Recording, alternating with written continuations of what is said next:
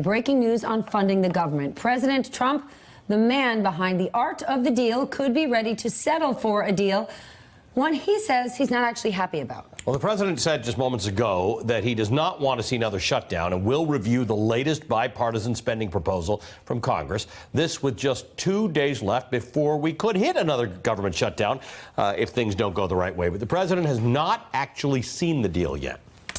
We do know the deal offers roughly a quarter of the money the president was asking for in border barrier funds. And let's just clarify that really quickly. Border barrier funds and a wall are not necessarily the same thing. There's a very good chance it's fencing.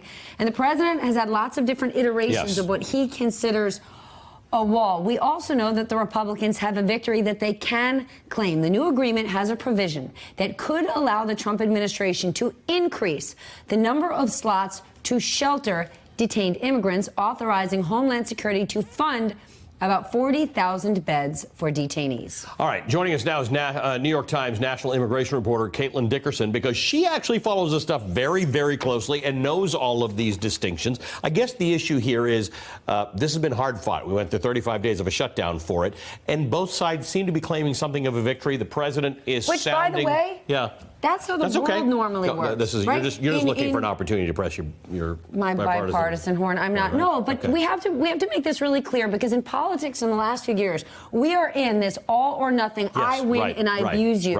In business and in our personal lives, compromise is the way a deal gets done. So two sides think they've got something, except for the president, who's sort of his own side, who has been making noises that he's not happy, but indicating that he might sign it. What's your evaluation of who got what?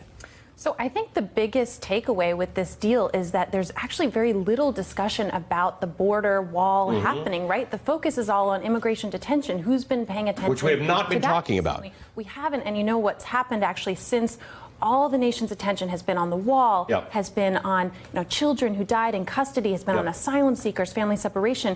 Immigration detention has exploded. It's at the highest level it's ever been.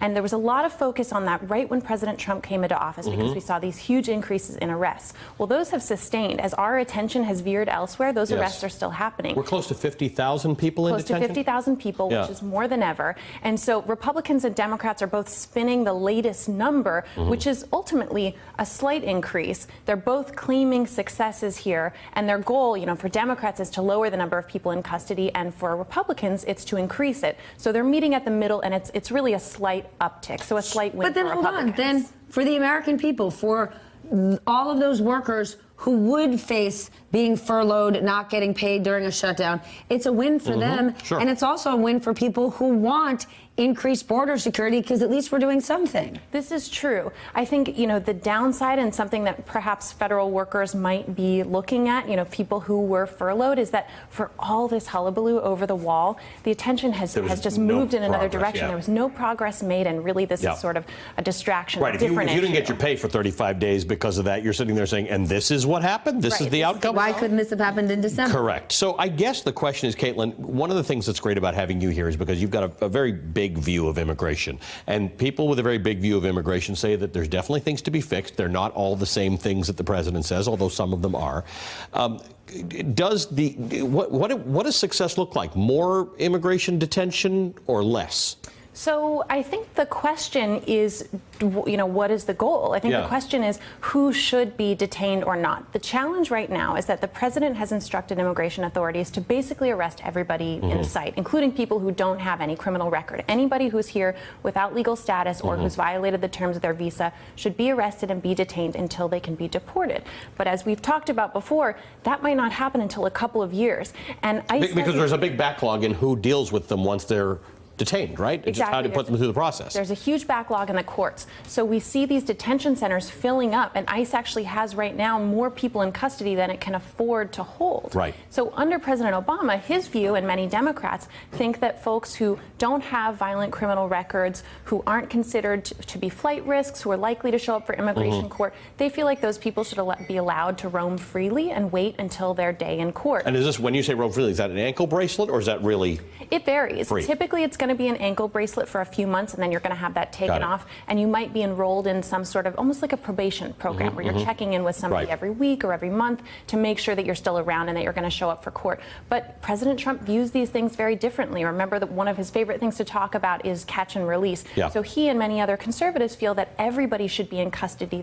They look at this rate of people who abscond from immigration court, and they're not okay with it. And so they want to make sure everybody shows up to court. The only way to do that is to keep them in custody. Now, we have already heard from some members of the Freedom Caucus. We've heard from some conservative pundits.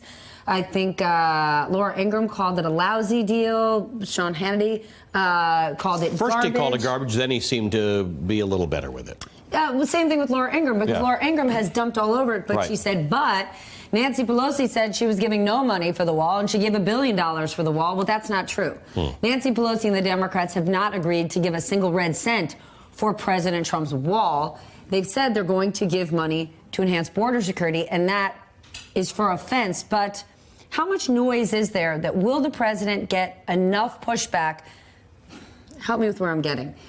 Are we Right. counting our eggs before they're hatched? Right, and that because the it was president's going. it was this day before the last shutdown when things went south. Everybody thought it was good. The president was going to sign it, and it was all the noise from the right that caused him And to then not he said, do that. "Forget about it." So do you think we're closer to no shutdown and a deal, or Can I read the president's mind? I have Right. no idea. I mean, as you pointed out correctly, you can think you're very, very close. You can have bipartisan support for something, and then the president can decide he wants to blow it up. And he is going to be listening to people like Laura Ingraham who are saying, you know, we elected you on this idea that you were going to make huge changes in immigration, and you continue to promise them. And at the end of the day, when you look at this proposal, it really is the status quo. It's a tiny change from what, you know, we currently have in place. So a lot of conservatives are going to be frustrated by that, and it depends whether the president ultimately decides to bow to that pressure, or he decides, you know what, we can't go through another government shutdown. We need to just lock this up and move forward. Caitlin, we always appreciate you helping shed some light on this, because it's a much more complicated issue than everybody's made it out to be. There's a lot to talk about in immigration. One day we'll talk about more than just the wall and the southern border.